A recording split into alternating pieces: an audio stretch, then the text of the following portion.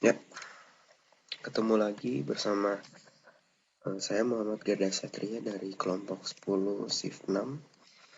Di sini saya akan melakukan penjelasan di tugas mandiri yang ketiga, yaitu tentang Object Oriented Model. Di sini kita akan melakukan suatu rancangan suatu diagram dengan menggunakan Power Designer, yaitu Object Oriented Model. Di sini ada pembuatannya, dan dua rekan saya nanti akan ada di scene berikutnya. Jadi dalam tugas mandiri yang ketiga ini masih menggunakan aplikasi Gracias seperti tugas mandiri 1 dan 2. Sama seperti kemarin, kalau mahasiswa mau menginputkan mata kuliah, mahasiswa harus login dulu, kemudian mengisi survei.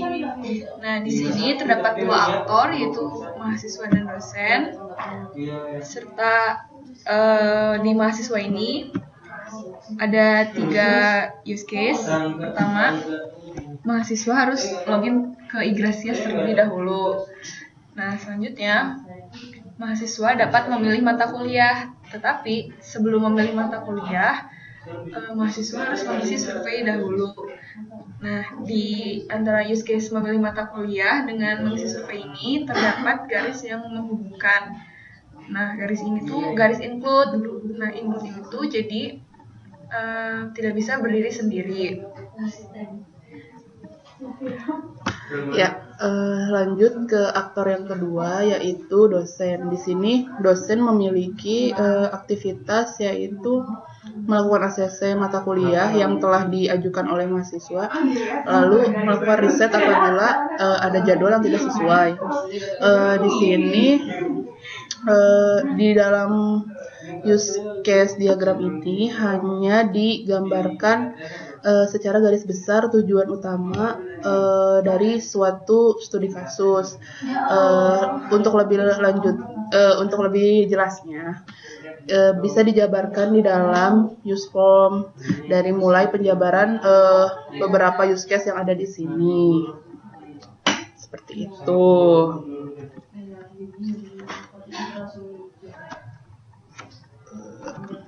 Setelah pembuatan ini, setelah pembuatan diagramnya, maka kita akan analisis diagram ini di Excel, di tabel, berupa tabel, bukan ya, di tabel. Kita copy dulu ini ke lembar jawabannya. Nah, ini dia, sudah di copy. Lalu kita analisis use case form. Nah, ada sesuai dari diagram yang telah dibuat, jadi setiap ini use case-nya tuh akan dijelaskan per tabel. Nah, di sini pertama ada login, yaitu nama use case-nya dengan aktornya mahasiswa. Extend atau include-nya itu tidak diisi karena untuk melakukan login itu tidak melibatkan atau tidak melibatkan use case lainnya. Di sini ada precondition. Precondition saat login itu mahasiswa telah masuk ke website Igrasias. Post conditionnya yaitu mahasiswa dapat melihat interface pada laman utama akun Igrasias. Alurnya ada 2 tahap. Mahasiswa masuk ke Igrasias, masuk ke website Igrasias, lalu mahasiswa login, melakukan login dengan memasukkan akun dan password atau kata kuncinya. Kinerjanya itu yaitu mahasiswa berinteraksi dengan portal Igrasias. Nah, ini lanjut ke tabel kedua, itu memilih mata kuliah. Memilih mata kuliah, aktornya itu mahasiswa. Extend atau include itu tidak. Tapi nanti ada yang include mata kuliah, yaitu di use case selanjutnya itu mengisi hasil survei kuesioner. Nah, di sini memilih mata kuliah sama masih mahasiswa aktornya, yaitu extend dan include-nya tidak diisi. Precondition, mahasiswa telah melakukan pengisian survei terlebih dahulu. Jadi sebelum memilih mata kuliah, mahasiswa tuh harus melakukan pengisian survei terlebih dahulu. Nah, post conditionnya itu mahasiswa tinggal menunggu ACC dari dosen. Lalu alur peristiwanya, mahasiswa login dan masuk ke registrasi mata kuliah, langsung diperintahkan untuk ini banyak tipe ya. Untuk mengisi pengisian survei. Terus yang keduanya, mahasiswa melakukan registrasi mata kuliah. Kinerjanya, mahasiswa berinteraksi dengan portal Igrasias. Masih sama. Dan untuk use case yang ketiga itu masih mahasiswa aktornya. Pelaku lah aktor.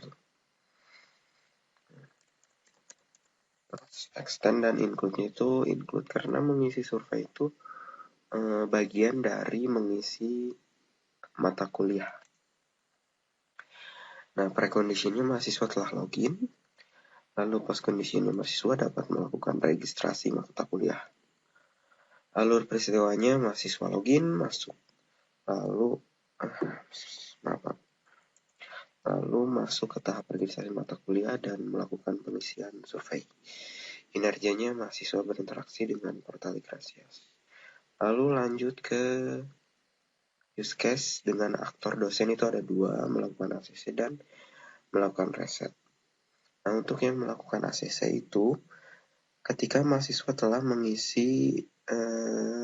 melakukan registrasi mata kuliah dan pastinya sudah melakukan pengisian survei. Nah, untuk yang melakukan reset itu jika dosen telah melakukan ACC dan mahasiswa memberikan pesan bahwa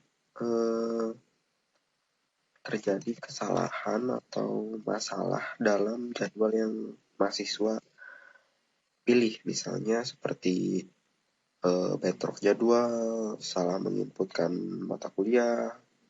Nah, itu mahasiswa berhak untuk mengajukan reset mata kuliah. Yang pertama, melakukan ACC dosen aktornya. Extend-nya tidak diisi atau include-nya. Precondition, dosen telah mendapatkan data mahasiswa yang telah melakukan registrasi mata kuliah. Post condition-nya dosen menunggu pencetakan KSM oleh mahasiswa sebagai bukti konfirmasi dari mahasiswa. Jadi jika setelah di ACC, mahasiswa diperkenankan untuk mencetak KSM sebagai tanda konfirmasi atau tanda bahwa dia telah melakukan registrasi. Oke, untuk alur peristiwanya, dosen melakukan login ke Igrasias, itu yang pertama pasti ya. Yang kedua, dosen melakukan ACC pada mahasiswa yang telah melakukan registrasi mata kuliah. Kinerjanya, dosen berinteraksi dengan portal Igrasias. Ini yang kedua, melakukan reset yang telah saya jelaskan. Aktornya sama, dosen include atau extend-nya tidak diisi. Precondition-nya, dosen telah mendapatkan pesan dari mahasiswa yang memohon untuk dilakukan reset pada pengambilan mata kuliah karena terjadi kesalahan pengambilan atau masalah lain. Oke, post condition-nya, dosen menanti mahasiswa menyelesaikan registrasi mata kuliahnya lagi baru di ACC kembali gitu. Untuk alur peristiwanya, dosen melakukan ACC pada mahasiswa yang telah melakukan registrasi mata kuliah, lalu dosen mereset pada pengambilan mata kuliah dikarenakan ada masalah. Oke. Untuk kinerjanya sama, dosen berinteraksi dengan portal Igrasias. Oke. Mungkin sudah cukup sekian dari tugas mandiri kali ini.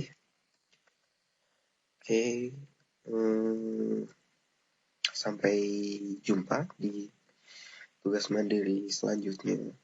Oke. Assalamualaikum warahmatullahi wabarakatuh.